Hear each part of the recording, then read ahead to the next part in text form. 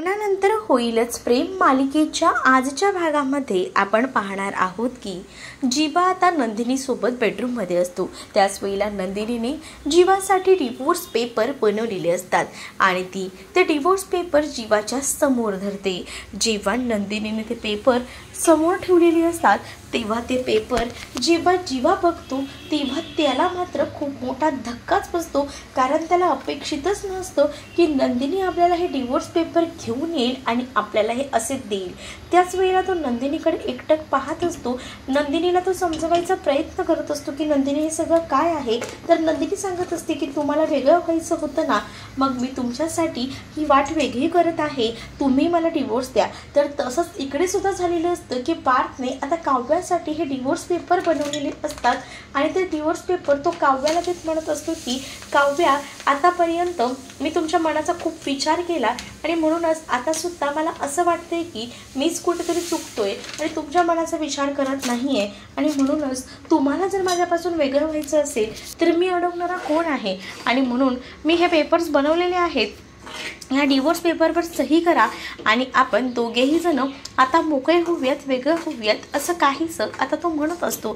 आणि जेव्हा आता हे सगळं काही तो म्हणतो तेव्हा मात्र हे ऐकून काव्याला खूप मोठा धक्काच बसतो की आपल्यासाठी हे डिवोर्स पेपर पार्थने केलेले आहेत याचा खूप मोठा गैरसमज झालेला आहे असा देखील ती विचार करते। तर इकडे मात्र नंदिनी जी असते तिने जीवाला सांगितलेलं असतं की आता या बंधनात तुम्हाला अडकायचं नसेल तर मी सुद्धा अडकवणार नाही, कारण मी प्रत्येक वेळेला हे सगळीजण एकत्र यायला हवीत, प्रेम करणाऱ्यांनी एकत्र यायला हवं असं म्हणत असते। आणि जर माझ्याच घरात मी माझ्या नवऱ्यासोबत अन्याय करत असेल तर ते खूप जास्त चुकीचं आहे असं देखील नंदिनी जीवाला म्हणत असते। तर इकडे आता पार्थ जो आहे तो सुद्धा काव्याला समजावत असतो आणि काव्याला म्हणत असतो की मी आतापर्यंत असं वाटत होतं की मी जग जिंकला आहे, तुमच्यासोबत लग्न झाल्यापासून मी माझ्या बदल केले होते, पण आता माझंच कुठेतरी चुकतंय, पण नाही आता आपण हे वेगळे होण्यातच आपला शहाणपणा आहे।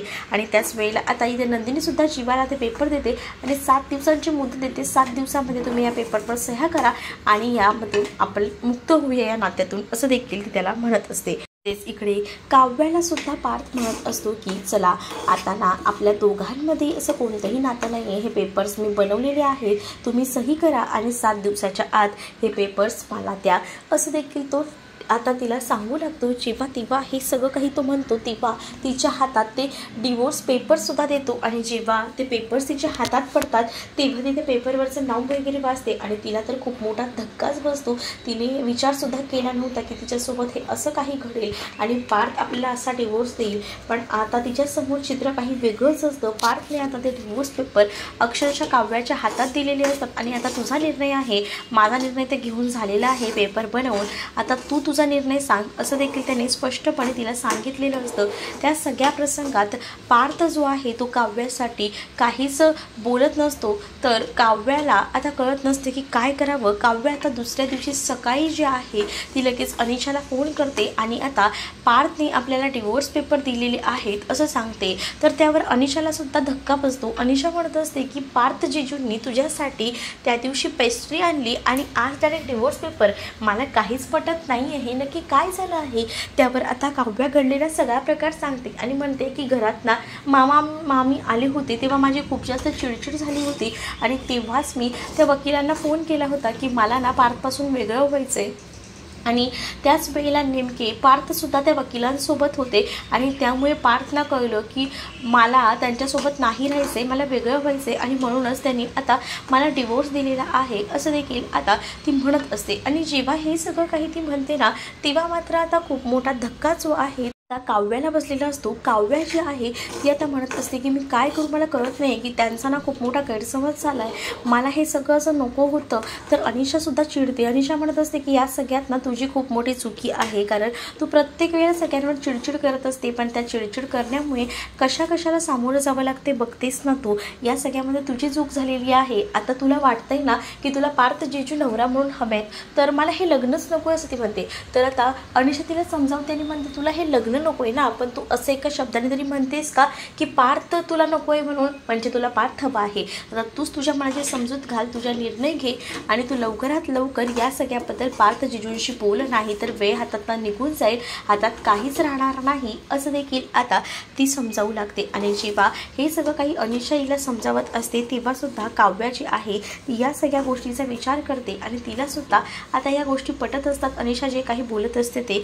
कारण अनिशा काही चुकीचं बोलत नसते, पार्थ हा काव्यासाठी योग्यच असतो आणि त्याबद्दलच ती आता तिला समजावत आता तिला सांगत असते की वेळ आहे अजूनही, त्या पेपरवर सह्या करू नको आणि पार्थसारखा नवरा तुला शोधूनही सापडणार नाही. खरंच ते तुला खूप समजून घेतात आणि तुझं ऐकतात देखील, त्यामुळे तू त्यांना सोडायचा विचारसुद्धा करू नकोस असं देखील अनिशा आता काव्याला समजावू लागते.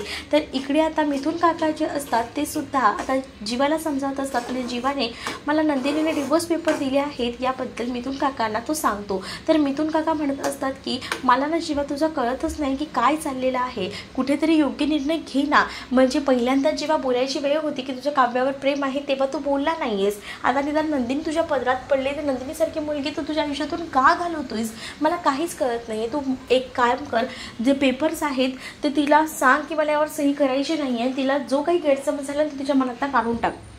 तर जीवा म्हणत असतो की असं कसं, तिला कळतंय माझ्या बॉडी लँग्वेजवरनं की मला ती आवडत नाही आहे, मला तिच्याबद्दल वेगळं काहीसं वाटतंय, मग मी तिला असं कसं म्हणू, मला तेच कळत नाही आहे ना, मी नाही बोलू शकत आहे असं काही, असं देखील आता तो म्हणत असतो. त्याच वेळेला आता जे मिथुन काका असतात ते म्हणत असतात की तू असा कसा म्हणू शकतो, प्रत्येक वेळेला प्रत्येक ठिकाणी तू असा आडवा काय येतो, तुला आता काही झालं तरी नंदिनीला सांगावं लागणार, तुझ्या मनात जे काही आहे, भूतकाळात जे काही घडून गेले तेव्हा कुठेतरी जाऊन तिला असं वाटणार आहे ना की तू या सगळ्यातून बाहेर पडलाय. जर तू या सगळ्यात त्याच गोष्टीचा विचार करत राहिलास आणि नंदिनीला तू असंच आयुष्यातून घालून दिलंस तर तुझं काय होणार आहे, तुला कळतंय का, असं देखील आता मिथुन काका जीवाला म्हणत असतात. तर त्यावर जीवाला ते आता डोळे उघडत असतात, जीवाचे आणि जीवाला समजवायचा प्रयत्न करतात, पण आता हा इथे जीवा काही ऐकायला तयार नसतो. जीवाला आता थोडा वेळ हवा असतो, कारण त्याला असं वाटत असतं की काव्यासोबतच जे आपलं नातं आहे ते तर आपण संपवायला निघालो आहे, पण या सगळ्याबद्दल नंदिनीला कसं सांगायचं हा विचार देखील त्याच्या डोक्यात सुरू असतो. तर इकडे आता जी अनिशा असते ती सुद्धा आता काव्यावर खूप ओरडत असते आणि अजूनही तुझी वेळ गेलेली नाही आहे, अजूनही तू जिजूंशी बोलून घे आणि जे काही आहे ते स्पष्टपणे त्यांना सांग की तुला हा डिवोर्स नको आहे, मी फक्त रागारागात हा निर्णय घेतला होता, मला मामा मामींचा राग आला होता, हे त्यांना स्पष्ट सांग, नाहीतर उगाच अजून गैरसमज होतील आणि त्यामुळे तुमच्यात वाद होतील आणि ते नको असायला हवेत. आता तू हे सगळं काही बोलून घे आणि नंतर माझ्याशी बोल. आणि असं बोलून अनिशा रागातच फोन ठेवून देते. त्यामुळे आता काव्या ठरवते की जे काही आहे ते पार्थला बोलावं आणि त्याच वेळेला आता रात्रीच्या वेळेला काव्या पार्थला सांगत असते की पार्थ मला जर तुमच्याशी बोलायचं आहे माझ्या पास्टबद्दल. जेव्हा काव्या असं म्हणते तेव्हा पार्थ जो आहे तो काव्याकडे पाहत राहतो, त्याला आता कळत नसतं की काय करावं. आणि त्याच वेळेला आता इकडे नंदिनी सुद्धा किचनमध्ये काम करत असताना ते जीवा येतो आणि जीवा म्हणत असतो की तुला त्या मुलीचं नाव ऐकायचं आहे ना, काय आहे तिच्याबद्दल सत्य जाणून घ्यायचं आहे ना, तर मी तुला सगळं सत्य सांगायला तयार आहे असं देखील तो म्हणत असतो. त्यावर नंदिनी जी आहे ती आता जीवाकडे पाहत राहते. आता खरंच ही दोघंही जण यांच्या नात्याचं सत्य पार्थ आणि नंदिनीला सांगतील का, हे पाहणं तितकंच इंटरेस्टिंग असणार आहे. तुम्ही जर आपल्या चॅनलवर नवीन असाल तर चॅनलला नक्कीच सबस्क्राईब करा. चला तर मग भेटूया पुढच्या भागात, तोपर्यंत टाटा बाय.